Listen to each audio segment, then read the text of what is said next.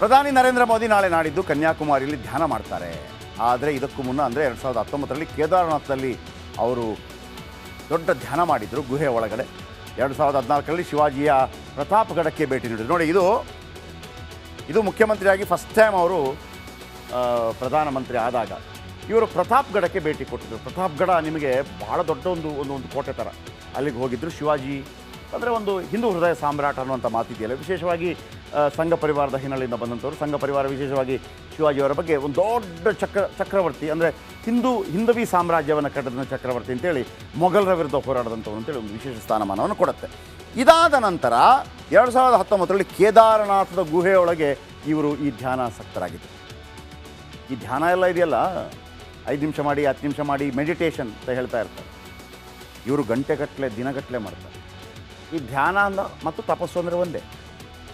ಧ್ಯಾನ ಮತ್ತು ತಪಸ್ಸು ಅಂದರೆ ಒಂದೇ. ಎದ್ದೇಳೋದು ಈ ದೊಡ್ಡವರೆಲ್ಲ ಮಾಡ್ತಿದ್ರಲ್ಲ ಹಾಗೆ. ಈಗ ಇವರು ನೇರವಾಗಿ ಎಲ್ಲಿಗೆ ಹೋಗ್ತಾ ಇದ್ದಾರೆ? ಕನ್ಯಾಕುಮಾರಿ. ಏನು ಕನ್ಯಾಕುಮಾರಿ ವಿಶೇಷತೆ? ಬಹುಶಃ ಕನ್ಯಾಕುಮಾರಿಗೆ ಹೋದವರಿಗೆ ಗೊತ್ತಿರುತ್ತೆ. ಓಕೆ, ಪ್ರತಿ ಲೋಕಸಭಾ ಚುನಾವಣೆ ಮುಗಿದ ಬಳಿಕ ಪ್ರಧಾನಿ ಮೋದಿ ಒಂದೊಂದು ವಿಶೇಷ ಸ್ಥಳಕ್ಕೆ ತೆರಳಿ ಧ್ಯಾನ ಮಾಡ್ತಾರೆ. ಅದೇ ಈ ಬಾರಿ ಕೂಡ ಮುಂದುವರಿಸಿಕೊಂಡು ಬರ್ತಾ ಇದ್ದಾರೆ. ಪ್ರತಿದಿನ ಲೋಕಸಭಾ ಚುನಾವಣೆ ಪ್ರಚಾರ ಕಾರ್ಯ ಮುಗಿಸಿ ಪ್ರಧಾನಿ ನರೇಂದ್ರ ಮೋದಿ ಕನ್ಯಾಕುಮಾರಿಗೆ ತೆರಳಿದ್ದು ವಿವೇಕಾನಂದ ರಾಕ್ ಅಂತೇಳಿ ಒಂದು ದೊಡ್ಡ ರಾಕ್ ಇದೆ. ಆ ಸ್ಮಾರಕದಲ್ಲಿ 45 ನಿಮಿಷಗಳ ಕಾಲ ಧ್ಯಾನ ಮಾಡಲಿದ್ದಾರೆ. ಈ ವಿವೇಕಾನಂದ ರಾಕ್ ಅಂದರೆ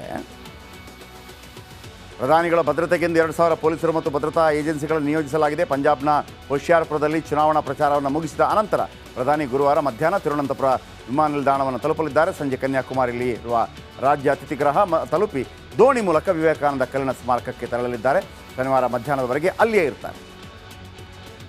ನೋಡಿ, ಅದನ್ನು ಆ ವಿಜುವಲ್ ಫುಲ್ ತೋರಿಸಿ. Last one ಕನ್ಯಾಕುಮಾರಿದು.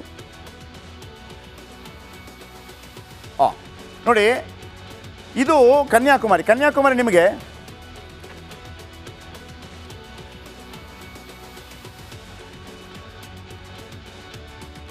ಇದು ಕನ್ಯಾಕುಮಾರಿ. ನರೇಂದ್ರ ಮೋದಿ ಅವರು ಕನ್ಯಾಕುಮಾರಿಯಲ್ಲಿದ್ದಾರೆ.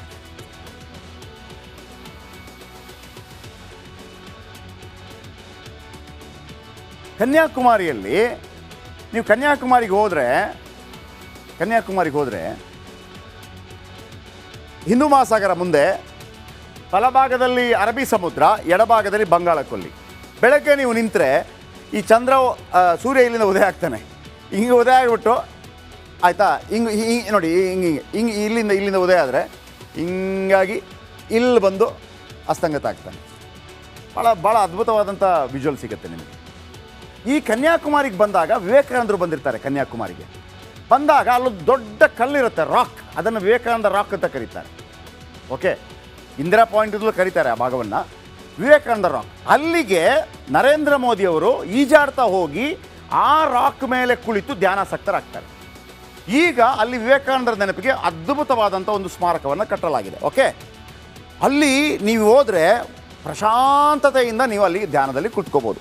ನರೇಂದ್ರ ಮೋದಿ ಕೂಡ ಅದನ್ನು ಮಾಡ್ತಾ ಇದ್ದಾರೆ. ಕನ್ಯಾಕುಮಾರಿ ಯಾಕೆ ಬನ್ನಿ ಹೇಳ್ತೀನಿ. ಕನ್ಯಾಕುಮಾರಿಯೇ ಯಾಕೆ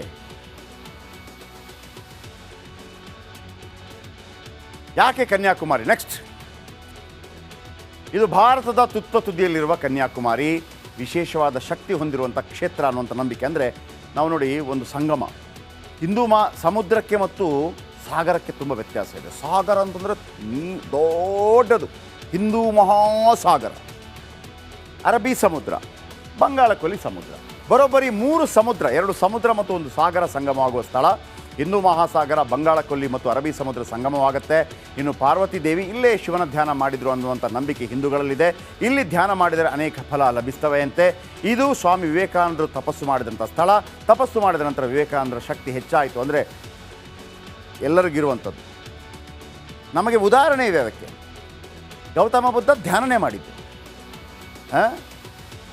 ಗೌತಮ ಬುದ್ಧ ಧ್ಯಾನನೇ ಮಾಡಿದ್ದು. ಸಿದ್ಧಾರ್ಥ ಬುದ್ಧನಾದ ಅಂತ ಹೇಳ್ತೀವಲ್ಲ, ವಿವೇಕಾನಂದರ ಜೀವನದ ಪ್ರಭಾವ ಬೀರಿದ ಸ್ಥಳ ಇದು.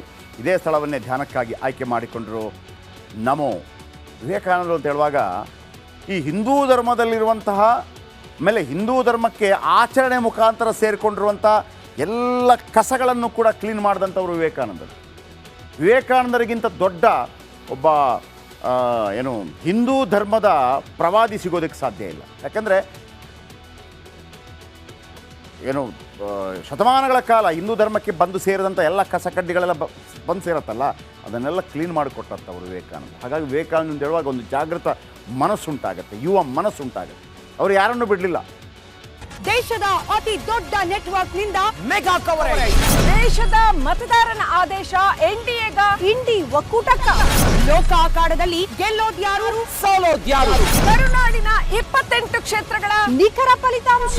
ಫಾಸ್ಟ್ ರಿಸಲ್ಟ್, ಪಕ್ಕಾ result. Number 1 election team, number 1 network, number 1 coverage.